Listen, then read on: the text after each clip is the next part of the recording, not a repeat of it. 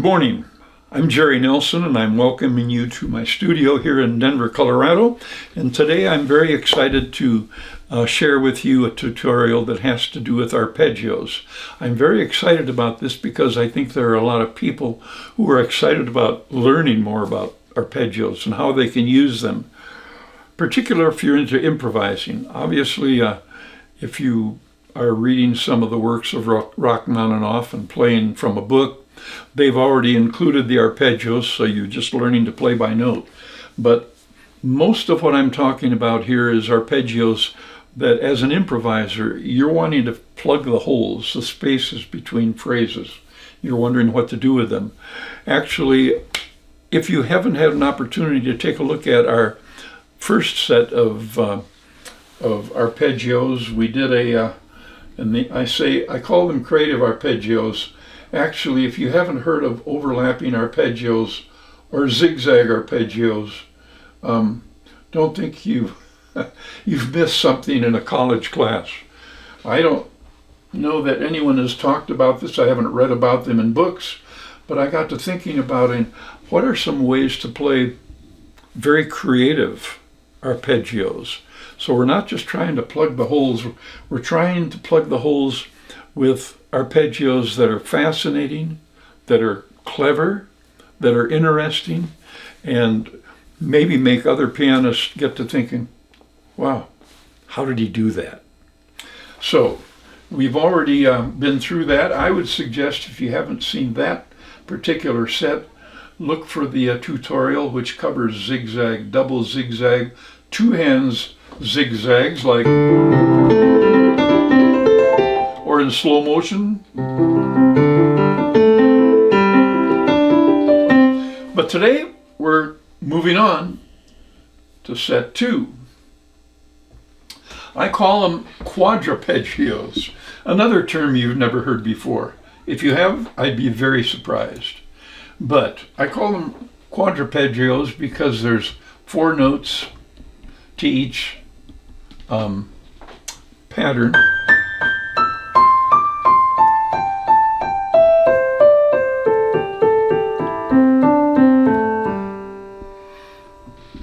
And you will notice there are brackets that let you know that you've heard one playing of the quadrapeggio, and then the next bracket is simply the same very same notes, but an octave lower and an octave still lower.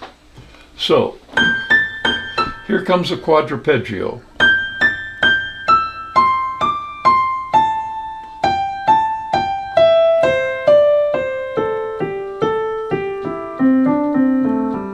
Kind of cool because you're only using 3 fingers. You do have a crossover happening there. But when it comes to, you've heard about muscle memory, this requires a certain amount of muscle memory, especially the quadrapeggio.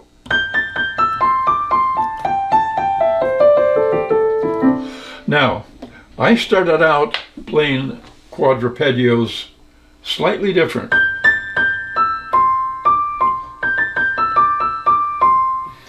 Notice I dropped down to a D instead of a C. What you're looking at in print, we're crossing over the thumb a major third. Second, third, second, third, second. So each one feels a little different, but that's where the muscle memory comes in.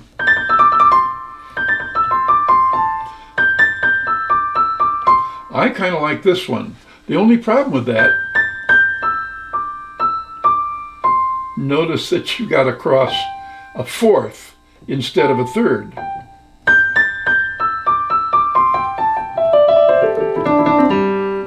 So that's where it takes a little bit more muscle memory. But the more you play it, the more natural it feels. And then this one, I have to think about it because I'm used to the one that I learned first.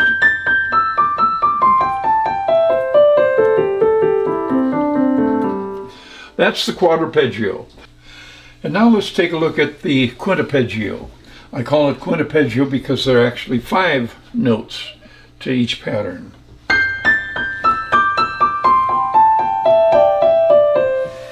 And as you can see, you have 2 patterns that when they are combined, the next set, if you look at the brackets, is the same notes, down an octave, down an octave, down an octave. Not just trying to plug the holes, understand, but the arpeggios that I've tried to put together hopefully are sounding more interesting and more unique. I like this one in particular because it has a harmonic element to it. 2 notes at the same time.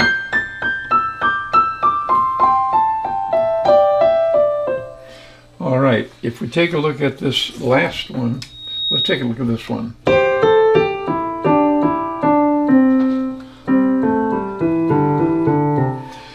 When I first started coming up with the quintapeggio, I played a little bit different.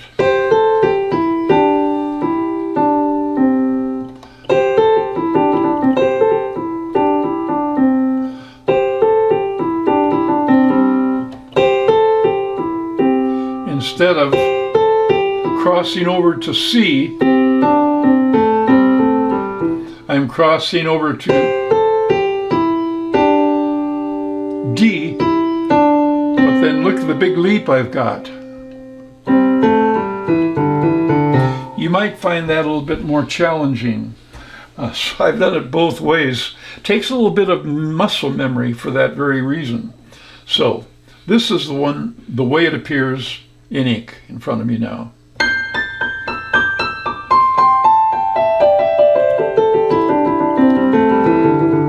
I just have to keep focused on what note do I come out down on. This is the way I started out. Big jump. Notice the jump of a 4th when I cross over.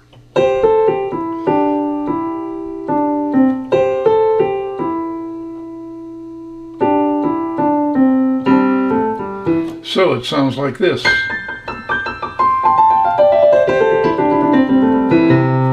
But still quite simple. And I find this one even a little bit easier to play, but that's maybe because I've been playing it with a slightly different version for some time. Now we're going to jump to the hand over hand. Now you're all familiar with that. There's nothing particularly unique about that kind of peggio or the name for it. Hand over hand makes sense. But if you play that with one hand, there's still a risk to it. Wherever you've got this thumb crossing under the hand.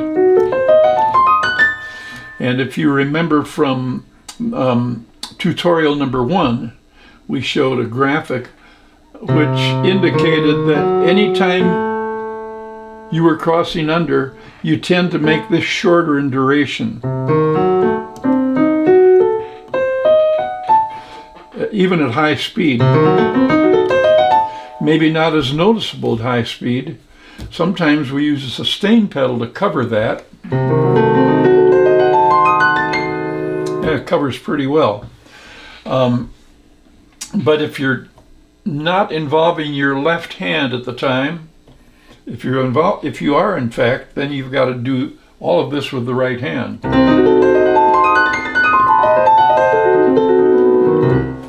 But if the left hand has already done its thing,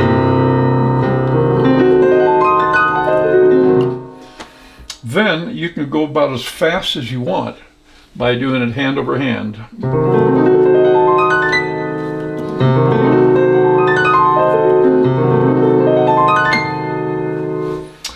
And it works either direction, just as well going uphill as downhill. And I should have mentioned before that the quintapeggio and the quadrapeggio don't work nearly as well going uphill. I would avoid it, as a matter of fact. I don't think I ever try to play a quintapeggio going uphill. got that big jump. And that's probably the reason it doesn't work very well going uphill. So now we've looked at the hand over hand. Now the double hand over hand. In that case, and notice that these notes are at the same level as these. These are simply in the bass clef. These are in the treble clef. So you look at the brackets, it tells you these two are identical. It's a double, it's a repetition of the same pattern, just like what this one is. So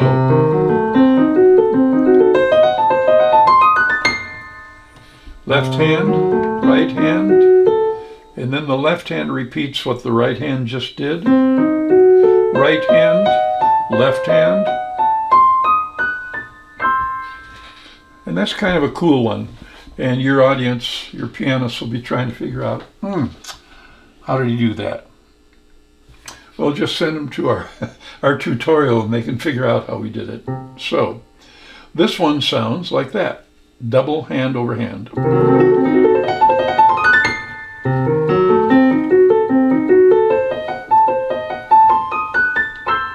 Again, fast motion. Double parallel arpeggio. So when you use the term double, you know that it's going to happen 2 times.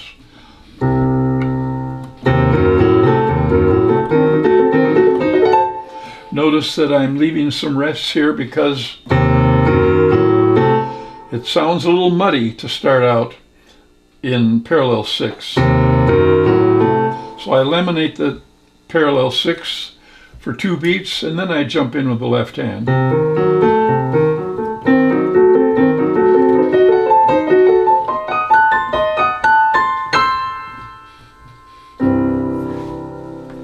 So let's take that a little bit faster. A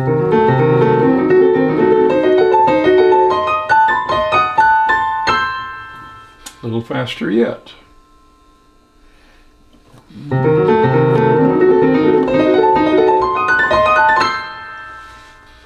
Slow motion.